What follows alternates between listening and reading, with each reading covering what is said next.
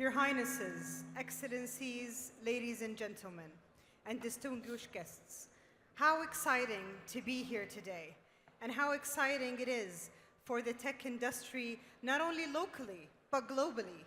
Yesterday alone, we celebrated the second General Assembly for the Digital Cooperation Organization, and which had great decisions that would affect more than 600 million in population, with launching the roadmap of 2030, which enables youth, women, and entrepreneurs, and enables a collaboration and creating a space where governments, private sector, and civil society can cooperate and co-design and co-create together a better future for the generations coming. And what better platform to demonstrate that cooperation than being here in LEAP, where we have our governments, also our private sector, engaging and cooperating together. With me today, I am so honored and delighted to welcome with me the members of the DCO Council, Your Excellencies. Thank you for being with us. Thank you, Dima. Starting with you, Your Excellency Ursula, I would like to really know more about the technology supporting your entrepreneurs in Ghana and how you think that the cooperation and being part of DCO as a new joining member would help and support the startups to be exposed to a bigger market. Thank you very much, Dima, Your Excellencies. It's a pleasure to be here. And it just demonstrates the power that we have working together. So I'm excited that we've joined the DCO. And we know that to really develop our economies, we cannot do without digital technology. And this is where it's all happening. And with the membership of DCO, working with the little that we've been able to do in Ghana, from fintechs, through digital identity, through digital addressing systems, mobile money interoperability, government, e-government infrastructure, and all of that. We know that digital infrastructure is what will underpin it all. So I'm just excited with the announcements that have been made. And I want to encourage you in Saudi Arabia to think of us in Africa as your natural partners for growth and mutual development. We will grow together. Our young people are looking up to you for the opportunities that you can help us provide. And working together, we can create larger markets for the companies that are investing in your region while we meet the challenges that face us in our region as well. So I'm excited with the cooperation, international cooperation that we're getting from the membership of DCO, learning from our experiences, sharing the little that we've been able to do with you, and knowing that together we can change the world and make things happen. Definitely. Thank you, Your Excellency. Actually, I was very inspired. Walking in the corridors, I met a startup from Ghana, which really empowers and ensures what you have just mentioned. Also, as DCO, we have the pleasure of bringing in 65 startups from our member countries, and a big portion of these startups is from Jordan. So if I would ask you, Your Excellency, about the big bet of the Kingdom of Jordan on startups and entrepreneurs, and how can they benefit more from such kind of initiatives, like the initiative we have launched yesterday, the Stride Association, which we are thankful for the Kingdom of Jordan to champion such kind of association. Thank you very much, Your Excellency, Your Royal Highnesses, Your Excellencies. Thank you very much for inviting us here. First, please allow me to congratulate Saudi Arabia, its people and its leadership for hosting this great event, for these great achievements. And we stand here as proud as any Saudi with these achievements. So congratulations for all of you. Thank you very much. The initiative that was launched yesterday by DCO, in the past we used to say telecom. The best slogan I have seen for telecom is connecting people. And the DCO has been found to connect people, ecosystems, citizens, startups, businesses, and everybody in the countries who are members of the DCO organization. So STRIDE is one of these initiatives that is found to basically focus on how we can grow the entrepreneurial ecosystem in the region and in the member states of the organization, which I think a very important and a very promising step forward in the short life journey of DCO with the big achievements that happened on the ground by the DCO. Jordan entrepreneurial ecosystem, although it's considered one of the most promising and high efficient and fast growing ecosystems in the region, contributing to the regional entrepreneurial ecosystem, yet they're gonna, and I'm sure they're gonna be happy hearing about this announcement, because in a world that is moving towards the digital platforms in a future that talks about open source, open API, open data, we have to have open borders as well. We have to have our markets open to each other. So DCO, I'm sure they're gonna support the regional startups and the member state startups with an easy access to market, easy access to ecosystems beyond their borders, easy access to investments and funds, and easy access to guidance and mentorship across the region. So we're looking forward to activate this pillar under DCO, and we're happy and we thank all the member states that they allowed Jordan to champion this pillar. Well, thank you very much. We're very excited. We see that startups are the fuel for digital economy, and we have to break those barriers for them to expand and grow.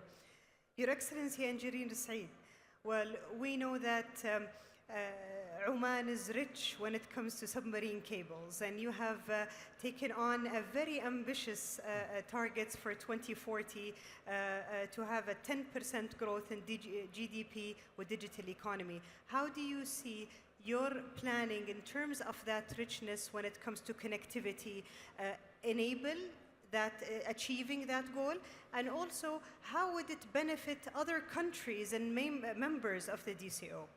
Well, thank you very much. I'm excited to be here, and I'm also pleased to see that the second year of LEAP is as perfect as this. The movers and shakers when it comes to the digital economy are here. In Oman, of course, we've announced our national plan for the digital economy and in 2020, and there is a lot of things that we've matched it up with in terms of the executive plans. When it comes to the connectivity, Oman is quite well connected to the rest of the world with submarine cables. We have direct line of sight, if you like, to Australia, to Southeast Asia, India, to Africa, and also to Europe through direct cables all the way to Marseille. And there is, high intensity also in the right place. And one of these locations is where the most intensity of green power possibilities in Oman, for example. And that gives us a lot of ambitions when it comes to providing green data centers, providing possibilities of connecting these green data centers to the users that want green and fast. In that region, there are 11 cables connected to the rest of the world. We think that the future is for the digital economy, and the future is green. We want to combine the two, along with the openness of Oman to the open ocean and the possibilities that this brings in terms of the logistics required to do just that, basically. Very impressive, Your Excellency. Moving on to Your Excellency, Professor Isa. I have recently visited Nigeria, and I was blown away by the fast acceleration of digital transformation, from the backbone connectivity to the Entrepreneurial Act, and now just recently the launch of the data data policy as well. Your views, Your Excellency, and thoughts about where do you want to achieve in terms of your digital economy strategies, and how will that also be a positive effect on the member states and countries that collaborate in DCO? Thank you very much, Your Excellency, Dima Lihaya, Your Excellencies, academics, policy makers, industry players, all other protocols duly observed. I am glad to be here once again to be part of LEAV 2023, and I'm also excited to see the progress being made from last year to this year. The effort of the Kingdom is highly commendable. We are glad, and at the same time, we are very comfortable with the hospitable and warm reception we have been accorded with since our arrival. Furthermore, in Nigeria, the success story is very long. Our journey to digital economy commenced officially around 17 October 2019, which is less than 4 years today. And what we have achieved so far came up as a result of coming up with policies, national policies. So far, we have formulated 21 national policies, and all of them are being implemented. And if you talk about the success story, for example, today, digital economy is the fastest growing sector in our country. ICT sector alone, in the second quarter of 2022, contributed 18.44% to our GDP. Furthermore, based on an independent assessment conducted by the KPMG, FCDO, and others, we increased government revenue generation from the digital economy from 2019 to date by 594%. Oh, wow. Taking government revenue generation quarterly from 51 billion naira to 408 billion naira, wow, approximately. Furthermore, when it comes to our digital ID, we increased our database from 39 million in 2020 by October within 13 years, and we increased it within 2 years and 3 months to more than 95 million people.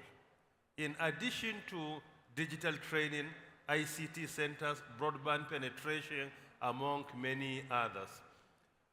What I think, in my opinion, the way other member countries can also benefit from the progress we are making so far is through collaboration and partnership. There is no monopoly of wisdom and knowledge. Your strength could be the weakness of your neighbor. Your weakness could be the strength of your neighbor. Exactly. Through collaboration and partnership, you will complement each other. DCO has been established in order to support, collaborate, and partner with each other because our strength is in our unity. When member countries in DCO agree to take a certain position, there is no institution in the world that will not listen to them. So it is because of this, I believe our initiatives, and of recent, most importantly, our Nigeria Startup Act 2022, which is indeed very important. Our president assented to it on the 19th of October 2022. It is a very important legislation that I advise other member countries to look into and see what could be beneficial and applicable to their country. So I strongly believe that our strength is in our collaboration. Secondly, no monopoly of wisdom and knowledge. Thirdly, development in digital economy relies on two things: digital innovation and digital entrepreneurship. Each country has its own strength. So when we work together, we will be able to maintain a relationship of mentor and mentee. Your mentor in this regard could be your mentee in another place. So these are some of the things that I strongly believe and of the opinion that other member countries could consider for their implementation, as we are also willing Exactly. to learn from them. Thank you very much. Well, thank you, Your Excellency, and we're looking forward sharing these best practices and seeing how can we complement each other rather than compete with each other. Your Excellency, Ahmed, it's been very well seen lately the huge emphasis in the Kingdom of Jordan, the attraction of the right FDI, and let's say digital FDI. And especially in terms of infrastructure, human capital development. Where do you see platforms like LEAP can support such kind of activities on a national level? Thank you, Your Excellency, and indeed we're seeing a very high demand on coming into Jordan, either as foreign direct investment or as a back office or a gateway to the region, due to the fact that Jordan has the infrastructure that they need, and it's a talent pool within the region where we have the high availability of talents who are capable to support the same, in addition to the fact that our entrepreneurial ecosystem and entrepreneurial projects and startups are actually available, highly available in so many sectors and so many fields, including health, education, transportation, services, and so on and so forth. In the region, my opinion is always that in the region we complement each other, and every step we take is a continuation of so many steps that are taken in the region by someone else. Saudi and LEAP is an important partner for the regional growth in the fields of digital economy and entrepreneurial ecosystem. And we're so happy to see that Saudi has a regional vision and a national efforts. And we're counting on that, actually, and we're counting on each and every partner in the region to support and enable the joint efforts in making the life of our citizens better, in making the life of our businesses better, and in making the region, which I belong to this region, I'm a strong believer of this region, and I have seen in the last few years a tremendous progress in this region, positioning it as a leading region in the world. And I believe the future of this region is very promising, very prosperous, with the efforts of people like our friends and colleagues and partners in Saudi Arabia and the rest of the Arab world, and our friends and colleagues from Africa and other regions. So LEAP is an important station in the journey to achieve the target. It's a station that will always make sure that we are available.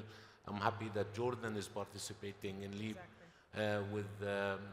With their own stand, and which we invite everybody to visit and look at what's going on in Jordan. We're happy that our startups are also having a very strong presence thanks to DCO and the efforts of DCO. So, as I said, LEAP, in my opinion, is a great event that is taking place in the region, and finally we see such huge events in the region that does not actually need us to go outside the region to achieve what we are looking for from attending such events and platforms. True, Your Excellency. Looking at Jordan and the very lucrative geolocation, which is considered the gateway to Europe as well as the Middle East. So that by itself creates a hub for any open business for startups and entrepreneurs to expand. I would say we complete each other. So it's Exactly. as His Excellency said, we are in the middle between Asia Africa, Europe, and the US, and we just sit in the middle. We're all together into this. We as a region need to act together. So we consider ourselves as a hub, but we're part of the bigger picture that includes everybody. Definitely.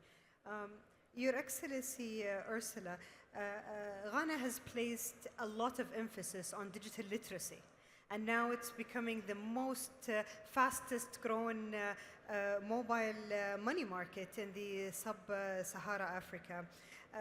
How have these two factors helped in the growth of such kind, or in decreasing the digital divide in Ghana, and also domestically and also in the region? The ultimate goal of any of the initiatives that we're undertaking is to improve the lives of the people. So if we put in place all these digital systems and applications and infrastructure, and the people don't know how to benefit from it, we haven't done our work well. And that is why digital literacy is so absolutely critical. Yes, the infrastructure is important. The applications and services that we write on the infrastructure is critical. But the people who will use those services are the main reasons why we're doing what we're doing. Now, if you look at the usage gap that exists in many of our countries, sometimes it's as high as 50%. So it means people aren't using the services that are available for them to use. That's why it's important that we educate, train, and sensitize them on how those services are designed to improve upon and enrich their lives and make it easier for them to interact amongst themselves and with and between government services as well. And so we place a very high premium on digital literacy. And it is, I must commend the Saudi government, particularly for the strides you've made in women and youth, moving it up to 32.5% since you started. That's absolutely commendable and something that we also aspire to do. We have a Girls in ICT program that is specifically focused on educating our girls from junior high schools up to the university tertiary level on how to use cutting-edge technologies and even basic computer literacy. And we've seen, I say the future is digital, and the future is also women. And so if you put the two together, then you have the winning formula. And for us, it enables us as women, it enables us to work remotely, safely, to innovate, and to multitask as well while taking care of the home. So it's absolutely imperative that we give our young women and girls, particularly, and our youth, digital literacy to enable them to move into the fourth industrial revolution and take advantage of the many opportunities that are available. If our economies will develop, they will develop on the backs of our young people and our female populations. So focusing on those two, as you're doing here, as we're doing in Ghana, is the way to go. Now, for them to also be able to take advantage of it, just imagine a market woman who has produced something that she wants to sell. By giving her knowledge that she can sell online and receive payment for her services digitally, you just expose her to a much wider market than she would have been exposed to if she was confined to geography. That is why digital literacy and mobile money interoperability and the growth in digital financial services for us is one of the key planks to unlock the digital economy that we so seek, because it will unleash the entrepreneurial potential of our women and unleash the innovative energy of our young people and develop in the innovation and development of new products and services that are designed to meet our peculiar challenges. And for us, that's the way to go. And just to conclude, I see LEAP as the next rival to the Mobile World Congress. And we definitely are looking forward to many more LEAP 24, and we're looking forward to being invited to participate in that as well, not just our startups, but the companies that are also doing business here. For only its second year in operation, this is simply amazing. And so I must congratulate the government and people and His Royal Highness the Crown Prince for this excellent initiative that is set to take the world of digital technology by storm. And we're looking forward to seeing STC and all your other companies also investing in Africa, because you are the bridge between the worlds that you are sitting at the crossroads of. Europe, Asia, Africa, you can unite us all, and we're looking forward to seeing that happen. And hopefully through DCO. And we'll take a promise together that next year, at least 40% of startups are women founders. Absolutely. We'll take you up on Well, that. Your Excellency, Engineer Saeed, Oman has done new advancement when it comes to smart government as well, and coming up with new solutions that will enable decision making, and not only that, but also improve citizens' experience.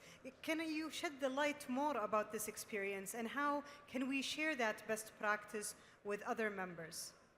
So when it comes to the e-government in Oman, the start of e-government was more than 15 years ago, and it went through phases. By 2021, we decided to relaunch. We decided also to put a lot more focus on the user experience as a result of that. So we started, and there was an allocated budget that is decent to achieve these goals. We have given ourselves a goal by 2025 to achieve what is required. The structure of the e-government in Oman centers around the user experience, and hence we started with what we call, with basically an initiative we call Menjem. In Menjem, we put through all the government processes, we re-engineer them and make them user-centered. And in Menjem, we have all the stakeholders, including customers, and this is basically people from the society that uses the services. The end result is what we call the national gate that is going to be launched this year. In the national gate, there are three simple paths: the path of the employee, the path of the investor, and the path of the citizen, or the person, basically. And in each of these, so when you go in there, you don't see where the process takes you next, but you get a promise that this service will be delivered by so and so, etc. Now, many good experiences and many good achievements that we are proud of. One of the first things that the country was recognized for was in 2020, we did the first digital census, and actually it was recognized internationally by one of the best practices. Today in Oman, we don't need to go physically again and do the census. You just take a dip, you look at the screen, and you know how many people. You know everything you need to know about the country, how many companies are going bankrupt, how many companies are paying taxes, etc., etc., etc. Last year, we're also proud to announce, and I'm proud to announce here, that we've launched for the first time what we call Intakhab, or Elect. This is a program that we've used, or a platform we used for the municipal elections.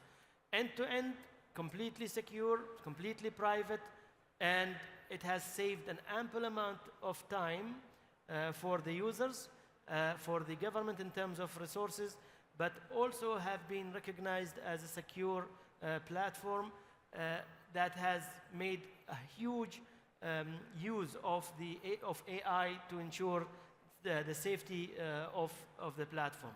I think in 2025, by 2025, we will be in a position where the user experience is at the location that we want it to be at, and we want every user in Oman to feel happy by using the national gate. Amazing. Well, can't wait to share these experiences. Your Excellency, Professor Isa, Africa, the last as I know, has 7 unicorns, and 5 of these unicorns come from Nigeria. And personally, you have emphasis on focusing on the entrepreneurial ecosystem and growing more innovation and deep tech companies. Can you shed the light more on the activities that and programs that is running now, and how can we capitalize on such kind of programs on a bigger geographical level? Thank you very much, Your Excellency Dima Yahya. As you earlier mentioned, we have around 7 unicorns in Africa with a population of 1.4 billion. And interestingly, 4 to 5 of them originated from Nigeria. And as you know, a unicorn is a startup with a market value of a minimum of 1 billion USD. Some of the initiatives that brought about this success story mainly is our paradigm shift. Our paradigm shift today in Nigeria, we give more priority and preference to creating job providers rather than job seekers. If you look at the challenge of unemployment, according to the African Development Bank, in Africa, we have approximately 420 million youth. Out of this number, 1/3 of them are unemployed. By implication, 140 million youths are unemployed. Another 1/3, 140 million, are underemployed. Only around 1/3, which is 140 million, that are employed. So even those that are employed, you will understand, some of them are unemployable. They have only been accommodated by the system in order to provide jobs for them. So it is because of this we came up with an initiative in Nigeria that we call it paradigm shift. This paradigm shift gives less emphasis to higher education, qualification, or degrees, but rather we prioritize skills for our citizens. We are not in any way underrating degrees, but what we insist that that degree must be overloaded by skills. Soft skills like critical thinking, complex problem solving, creativity, collaborative thinking, innovation, and many more. So this is what we prioritize. Why? Because you cannot create many more employers without prioritizing skills. True. Furthermore, we also realized that there are 2 pillars to building an indigenous digital economy. Pillar number 1 is digital innovation, and pillar number 2 is digital entrepreneurship. It is because of this we have established even a presidential digital innovation and entrepreneurship council being chaired by the president of Nigeria to sit down and discuss the challenges being confronted by this ecosystem. It is through this approach that by the day we are creating many more job providers. We are creating many more job employers rather than job seekers and also potential employees. So this is what we prioritize. Furthermore, parts of the initiative of government is to identify the challenges of this ecosystem. Some of the challenges that we addressed, like multiple taxation, we introduced around 161 initiatives for ease of doing business in Nigeria, and all of them are being implemented. And in order to address that challenge, we also established another presidential enabling business environment council, where we listen to the challenges of our young innovators, our startups. That presidential council will sit down and address the challenges one after the other. Issue of multiple taxation, we introduce tax holiday. Issue of financing, we come up with initiative of providing seed funding for our young innovators. We also ensure that our national banks and other institutions of government provide grant and loan to our young innovators. Part of it, to support them also, we introduce something like intellectual property. So we have 161 initiatives. All of them have been implemented. That is why if you go through the global ranking on the ease of doing business by the World Bank, you will discover that Nigeria, within 2 years, we catapulted around 39 steps higher than our initial position. So now the environment is becoming more and more friendly, and at the same time, our young innovators are being challenged to identify our complex problems and come up with solutions to them. And that is why today in governance, some of the major initiatives of fighting corruption, e-governance, and many more, the systems have been developed locally. So these are some of the major initiatives that the federal government of Nigeria, under His Excellency President Muhammad Buhari, have been implementing, and they are indeed yielding a very positive result. In addition to establishing digital economy parks, providing working space for them, currently we are building a world-class national digital innovation and entrepreneurship center in Abuja, which will consume around 12 billion naira. In addition to building regional hubs, providing intervention to primary, secondary, and tertiary institutions. In the last 3 years, we have provided intervention for free to over 2,600 higher institutions of learning, either at university level, sometimes even secondary and primary schools are benefiting. We establish a center for them, and we challenge them to go to the centers and partake in critical thinking, even at a primary level. And we also volunteer to go out and teach. As I'm talking to you, from time to time, I go to secondary school and teach. Yes. And I go to university and teach. Yes. And I supervise projects. So that relationship of implementing triple helix model, where you allow government, industry, and academia to interact. By interacting, they will be more productive. And this is what we are promoting. And every day, young innovators are emerging from Nigeria, and they are always making us proud. And I believe even this year, we are anticipating to have a minimum of 2 to 3 additional unicorns. And if that is achieved in 2023, we will have around 7 to 8 unicorns in Nigeria. And I do hope in the next few years, we will be targeting even much, much higher than that by having the Nigeria Startup Act in place, which has been assented to. Well, we're very pleased to have a couple of 10 actually, Nigerian startups joining us today in the DCO Pavilion. And also we thank the DCO for sponsoring around 16 young innovators with their startups to attend this LEAF event. All of them are here, and if you go, you will discover that their startups are very promising. And I think it's good to be having this kind of events. My sister, Her Excellency Ursula, earlier mentioned that this event will be similar to Mobile World Congress. I think what she was trying to say, for clarification, she was trying to say that this event will complement and will be a very strong partner of World Mobile Congress rather than be a rival. We always partner together in the digital economy sector. Oh, that was her definitely. statement. Well, thank you so much, Your Excellencies. I have been honored to share this stage with visionaries, change makers, and disruptives of economies for your nations. A great privilege for us, for you being here as the DCO Council members. Thank you so much. Please, a round of applause for our council members. Thank you very much.